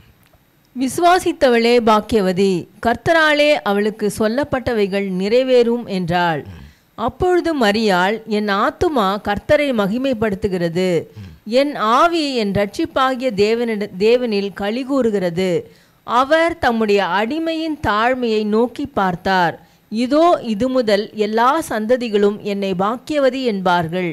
வல்லமை உடையவர் மகிமையானவைகளை எனக்கு செய்தார். அவருடைய நாமம் பரிசுத்தம் உள்ளது. அவருடைய இரக்கம் அவருக்கு பயந்திருக்கிறவர்களுக்கு தலைமுறை தலைமுறைக்கும் உள்ளது. தம்முடைய புயத்தினால் பராக்கிரமம் செய்தார். இருதய சிந்தையில் அகந்தை உள்ளவர்களை சிதறடித்தார். பலவான்களை ஆசனங்களிலிருந்து தள்ளி தாழ்மையானவர்களை உயர்த்தினார். பசியுள்ளவர்களை நன்மைகளினால் நிரப்பி ஐஸ்வர்யம் உள்ளவர்களை வெறுமையாய் அனுப்பிவிட்டார். நம்முடைய பிதாக்களுக்கு அவர் சொன்னபடியே ஆபிரகாமுக்கும் அவன் சந்ததிக்கும் என்றென்றைக்கும் இரக்கம் செய்ய நினைத்து தம்முடைய தாசனாகிய இஸ்ரவேலை ஆதரித்தார் என்றாள். மரியாள் ஏறக்குறைய 3 மாதம் அவளுடனே இருந்து தன் வீட்டுக்கு திரும்பி போனாள். பாருங்க, அவர்கள் வீட்டுக்கு திரும்பினார்கள். எவ்வளவு நாள்? ஒரு வீட்டுக்கு போறாங்க, சொந்தக்கார வீட்டுக்கு. 3 மாசமா இருக்க வைப்பாங்க உறவினருங்க, வீட்டில் உள்ளவங்க அங்கே விட்டு. இப்போ ரொம்ப க்ளோஸ் ரிலேஷன் தான். ஆனால் 3 மாதம் இருக்கிறாங்க அங்கே. எவ்வளவு? 3 மாதம் இருக்கிறாங்க. அப்போ மரியாள் அவர்களுடைய பெற்றோர் அவர்களை அனுமதிச்சிருக்கிறாங்க. அவர்கள் கூட யார் வந்தாங்க கொண்டாங்கன்னு நமக்கு அங்கே சொல்லப்படலை, எதுவுமே சொல்லப்படலை.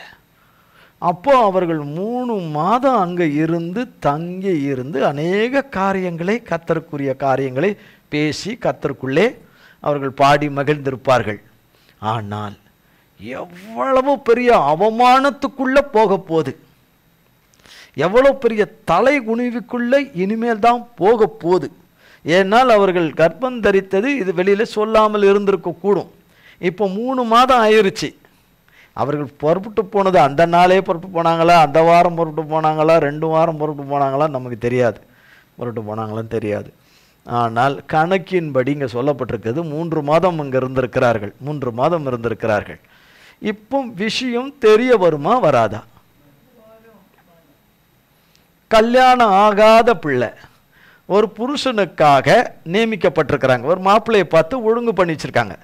மாப்பிள்ளையை பார்த்து ஒழுங்கு பண்ணி வச்சிருக்கிறாங்க. அவர்கள் இனத்தாரில் ஒரு மகனை பார்த்து ஒழுங்கு பண்ணி வச்சிருக்கிறாங்க. ஒழுங்கு பண்ணி வச்சிருக்கிறாங்க.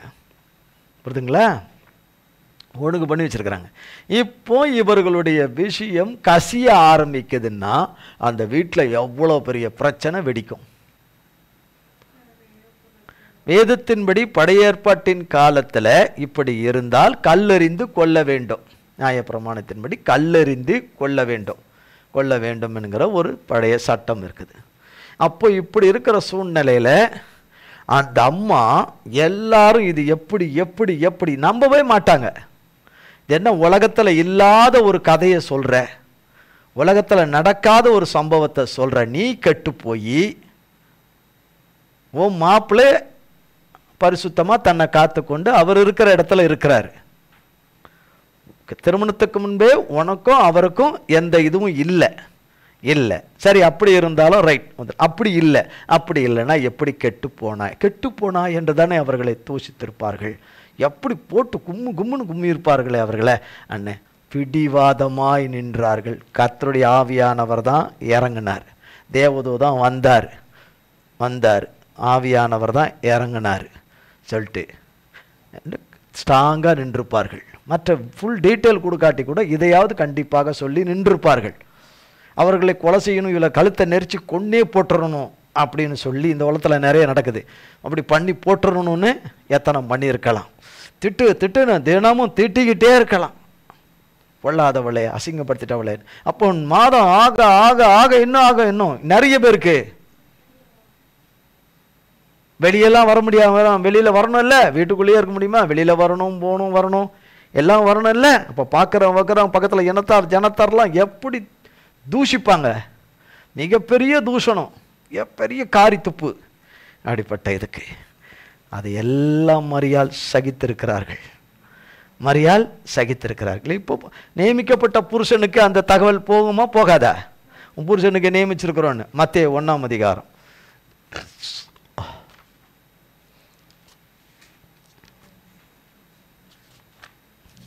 மத்தேயு 1ஆம் அதிகாரம் 18 24. இயேசு கிறிஸ்துவினுடைய ஜனனத்தின் விவரமாவது, அவருடைய தாயாகிய மரியாள் யோசேப்புக்கு நியமிக்கப்பட்டிருக்கையில் அவர்கள் கூடி வரும் முன்னே அவள் பரிசுத்த ஆவியினாலே கர்ப்பவதியானாள் என்று காணப்பட்டது. அவள் புருஷனாகிய யோசேப்பு நீதிமானாயிருந்து அவளை அவமானப்படுத்த மனதில்லாமன்னா அப்ப என்ன அர்த்தம்?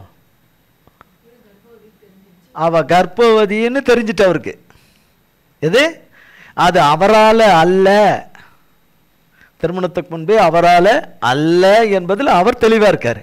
அப்படியானால் இது என்னது? இதோ நாள் வருது, மனதார அவளை ஊர் அறிய திருமணம் செய்ய போறேன்ற சூழ்நிலையில எப்படி அவசரப்பட்டா, எப்படி இந்த தவறு நடந்தது, எப்படிப்பட்ட என்று அவருடைய பார்வையில், அவருடைய கோணத்தில் அவரை சேர்ந்தவங்க அவருக்கு சொல்ல மாட்டாங்களா? அவர் வீட்டார், அவருடைய முறையார் எல்லாம் சொல்ல மாட்டாங்களா? நீ என்ன செய்துடு, விட்டுடு. என்னது விட்டுடு? தெள்ள தெளிவா தெரியுது. என்னென்ன அவ ஏதோ பொய் சொல்றா. அதெல்லாம் நம்ம நம்பணுமா? நீ நம்பணுமா? உனக்கு என்ன பெண்ணா இல்லையா, அது இல்லையா என்று சொல்லி அவர் மிகுந்த குழப்பத்துடன் இருக்கும்போது ஒரு முடிவெடுக்கிறார். அவளை அவமானப்படுத்த மனதில்லாமல், அவளை என்ன செய்திடக்கூடாது? அவமானப்படுத்த அவர் முடிவெடுக்கிறார். அவமானப்படுத்த மனதில்லாமல். இப்போ எனக்கு அவளை பிடிக்கல, அது இதுன்னு சொல்லி, எனக்கு ஒத்து வரலன்னு ஏதோ ஒரு ரீசனை சொல்லி, அந்த ரீசனில் அவளை அப்படியே பொறுமையாக அவளை இது பண்ணிட்டு அவள் வாழ்க்கையில் அவளுக்கு என்னவோ அதன்படி வாழ்ந்துக்கிட்டு போட்டோன்னு அப்படி தள்ளிவிட மனதாய் இருந்திருக்கிறார். அவன் இப்படி சிந்தித்து கொண்டிருக்கையில் கர்த்தருடைய தூதன் சொப்பனத்தில் அவனுக்கு காணப்பட்டு, தாவீதின் குமாரனாகிய யோசேப்பு. அங்க யார் வர்றா? அந்த இடத்துக்கு அவருக்கு யார் வர்றா? தேவதூதனை கர்த்தர் அனுப்புறார். தேவதூதனை கர்த்தர் அனுப்புறார். அவர் இப்படி சிந்தித்து கொண்டே அவர் மைண்டை தலையை போட்டு உலுக்கிக்கிட்டு இருக்கு. இதுக்கு என்ன முடிவு எடுக்கிறது, முடிவு எடுக்கிறதுன்னு குறிப்பிக்கிட்டு இருக்கிற வேலையில் சொப்பனத்தில் அவருக்கு காணப்பட்டு, தாவீதின் குமாரனாகிய யோசேப்பே, உன் மனைவியாகிய மரியாளை சேர்த்து கொள்ள ஐயப்படாதே. அவளிடத்தில் உற்பத்தியாயிருக்கிறது பரிசுத்த ஆவியினால் உண்டானது. அவள் ஒரு குமாரனை பெறுவாள். அவருக்கு இயேசு என்று பெயரிடுவாயாக. ஏனெனில் அவர் தமது ஜனங்களின் பாவங்களை நீக்கி அவர்களை இரட்சிப்பார் என்றான். தீர்க்கதரிசியின் மூலமாய் கர்த்தராலே உரைக்கப்பட்டது நிறைவேறும்படி இதெல்லாம் நடந்தது. அவன், இதோ ஒரு கன்னிகை கர்ப்பவதியாகி ஒரு குமாரனை பெறுவாள். அவருக்கு இம்மானுவேல் என்று பெயரிடுவார்கள் என்று சொன்னான். இம்மானுவேல் என்பதற்கு தேவன் நம்மோடு இருக்கிறார் என்று அர்த்தமாம். யோசேப்பு நித்திரை தெளிந்து எழுந்து, கர்த்தருடைய தூதன் தனக்கு கட்டளையிட்டபடியே தன் மனைவியை சேர்த்து கொண்டு, அவள் தன் முதற் பேரான குமாரனை பெருமளவும் அவளை அறியாதிருந்து அவருக்கு இயேசு என்று பெயரிட்டான். பாருங்க, இதில் இருக்கிற சில வசனங்கள் எல்லாம் சாதாரணமாக யாராலையும் அவ்வளவு லேசில் கடைபிடிக்கிற காரியமே இல்லை. கடைபிடிக்கிற காரியமே இல்லை. எப்படி அந்த சைடு மரியாள் அவர்கள் எப்படி அந்த சைடு அதை ஏற்றுக்கொண்டு கர்த்தர் வார்த்தைக்கு கீழ்ப்படிந்து ஆண்டவருக்கு நான் அடிமை, அவர் வார்த்தையின்படி ஆக கடவுது என்று சொன்னார்களோ, அதே போலவே கர்த்தருடைய தாசனாகிய யோசேப்பு அவர்களும் இவர்களுக்கு கணவராக நியமிக்கப்பட்ட அவர் தள்ளிவிட மனதாயிருந்த அவருக்கு கர்த்தருடைய தூதன் வந்து கர்த்தர் சொல்கிற வார்த்தையை சொல்லி, நீ ஐயப்படாத, சந்தேகப்படாத, குழப்பிக்காத, பரிசுத்த ஆவியானவராலே தான் அவளுக்கு குழந்தை உண்டாயிருக்கு. யார் என்றால் கர்த்தராகிய இரட்சகர் இம்மானுவேலர் பிறக்க இருக்கிறாரு. அவருக்கு இயேசு என்று பெயரிடுவாயாக என்று சொல்றார். இதை கேட்ட மாத்திரத்தில் அவருக்குள்ளே இருந்த சகல குழப்பங்களை நீங்கி அவர் கர்த்தருக்கு ஏற்ற பிடிவாதத்தில் நின்றுறார். யார் சொன்னாலும் கேட்க மாட்டேன், கர்த்தருடைய சித்தம்தான் என் வாழ்க்கையில் நடக்கணும், தேவனுடைய இதுதான் நடக்குது, நான் எனக்கு கர்த்தர் நியமித்தவளை திருமணம் செய்வேன், ஆனால் அவளோடு கூட இருக்க மாட்டேன். இவளோட அவளோடு கூட சரீர பிரகாரமாய் இருக்க மாட்டேன். கர்த்தருடைய பிள்ளை பிறந்து முடிந்து அதற்குரிய சகல காரியங்கள் எல்லாம் முறைமையாய் நடைபெற வேண்டியவைகள் எல்லாம் நடந்த பிறகு, அதுக்கு பிறகுதான் யோசேப்புக்கும் மரியாளுக்கும் மனித ரீதியாய் பிள்ளைகள் பிறந்தது. அது வரைக்கும் அவர் தன்னை பரிசுத்தமாய் அதை டெடிகேட்டாய் காத்து கொண்டார் யோசேப்பும் மரியாளும். அப்போ என்ன ஒரு கர்த்தருக்கேற்ற ஒரு ரெண்டு பேருக்குமே இருந்திருக்கும் கர்த்தருக்கேற்ற பிடிவாதம். ஆனால் அது சாதாரணமானதல்ல. மிகுந்த உபத்திரமும் வேதனையும் வியாகுலங்களும் துன்பங்களும் பாடுகளும் வசை சொல்களுக்கு பஞ்சமே இல்லாத வசை சொல்லுகளும் காரி துப்புதல்களும் தலைகுனிவுகளும் நிறைந்ததாக இருந்தது. ஆனாலும் உன்னதமானவருடைய சித்தம் நிறைவேறுவதற்கு அவர்கள் தங்களை முழுமையாக அர்ப்பணித்து தேவன் அடைத்த அழைப்பையும் தெரிந்து கொள்ளுதல உறுதியாய் பிடிவாதமாய் நின்றார்கள். கர்த்தருக்கு கோடி ஸ்தோத்திரம். இன்றைக்கு மரியாளை குறித்து கர்த்தருடைய நாமத்தினாலே தெரியாதவங்களே இல்லை. பல நூற்றுக்கணக்கான கோடி மக்களுக்கு அவர்களை நன்றாக தெரியும். அவர்களை குறித்து ரொம்ப மதிப்பு மரியாதையை கனத்தை கர்த்தராலே அவர்கள் கொடுக்கிறார்கள். இன்றைக்கும் இன்னும் வரும் நாட்களிலும் அவர்கள் பூமியின் வழக்கத்தின்படி பூமியின் தாயாராக அவர்கள் சொல்லப்படுகிறது. ஆனால் மெய்யான தகப்பனும் தாயுமாய் இருக்கிறவர் அவர்களுக்கு கர்த்தர் தான். ஆமென். கர்த்தருக்கு கோடி கோடி ஸ்தோத்திரம். இப்போ கர்த்தருக்கு ஏற்ற பிடிவாதம் என்பது சாதாரணமானதல்ல, சாதாரணமான காரியத்துக்காக அல்ல, கர்த்தருடைய நாமம் மகா மகிமைப்படும்படியாக இருக்கிற காரியங்களில் ஒன்று. ஆமென். கர்த்தருக்கு ஏற்ற பிடிவாதம் இல்லையா? கர்த்தருக்கு கோடி கோடி ஸ்தோத்திரம். கர்த்தர் இந்த வார்த்தைகளை எல்லாம் நம் ஒவ்வொருவருக்கும் பல கோடி மடங்காய் ஆசீர்வதிப்பாராக. நாளை மறுதினம் 1ஆம் தேதி காலை 6 மணிக்கு திருவிருந்து ஆராதனை உண்டு. கர்த்தருக்கு கோடி ஸ்தோத்திரம். ஜெபிக்கலாமா? ஜெபம் செய்வோம். எங்கள் அன்பின் பிதாவே, கர்த்தராகிய இயேசு கிறிஸ்துவின் மூலம் மண்டலே வருகிறோம். தந்தை, உம்முடைய மிகுந்த கிருபையின் தயவினாலே உம்முடைய கிளையாத்து பிசினி தைலத்தினாலே காயம் கட்டி ரணங்களை எல்லாம் ஆற்றும்படி செய்து, ஆண்டவரே, பிளந்த இருதயத்துக்குள்ளே, பிளந்த ஈரலுக்குள்ளே, பிளந்த மனதுக்குள்ளே தேவன் காயம் கட்டி, தேவன் தம்முடைய கிளையாத்து பிசினி தைலத்தினாலே பூசி, உம்முடைய ஆறுதலையும் தேர்தலையும் தைரியத்தையும் கொடுத்து, உம்முடைய ஆவினாலே பலப்படுத்தி, இரத்த கசிவை நிறுத்தி, தேவனே நிலை நிற்கும்படி செய்து, இந்த நாளின் வார்த்தைகளை சொல்லும்படியாய், இந்த ஆராதனையை நடத்தும்படியாய் தேவரீர் பாராட்டின மேலான கிருபைக்காகவும் மேலான இரக்கத்துக்காகவும், ஆண்டவரே, அன்புக்காகவும் அரவணைப்புக்காகவும் உம்முடைய பலத்துக்காகவும் சத்துவத்துக்காகவும், ஆண்டவரே, உறுதியான நிலையான அழியாத உம்முடைய வார்த்தையின் வாக்குத்தத்தத்துக்காகவும் கோடி கோடி ஸ்தோத்திரம். இந்த நாளும் ஆண்டவரே, கர்த்தருக்கு ஏற்ற பிடிவாதம் என்கிற வார்த்தையின்படியே எங்களோடு கூட பேசி எங்கள் ஒவ்வொருவரையும் வழிநடத்தி ஆசீர்வதித்த தெய்வக்காய் ஸ்தோத்திரம். உம்முடைய ஆசீர்வாதத்துக்காக, நன்மைக்காகவும், ஆண்டவரே, பலத்தம்முடைய கிரியைகளுக்காக காத்திருக்கிற ஒவ்வொருவருக்கும் நீர் செய்யவே செய்து உங்கள் நாமத்தை மகிமைப்படுத்தவே மகிமைப்படுத்தி, மனிதர் வழக்கத்தின் சொல்வதை போல புல்லரிக்கும்படியாக இருந்தது கர்த்தருடைய செயல்கள், கர்த்தருடைய காரியங்கள், கர்த்தர் வாய்க்கும்படி செய்த காரியங்கள் புல்லரிப்பதற்கு மேலாக இருந்தது.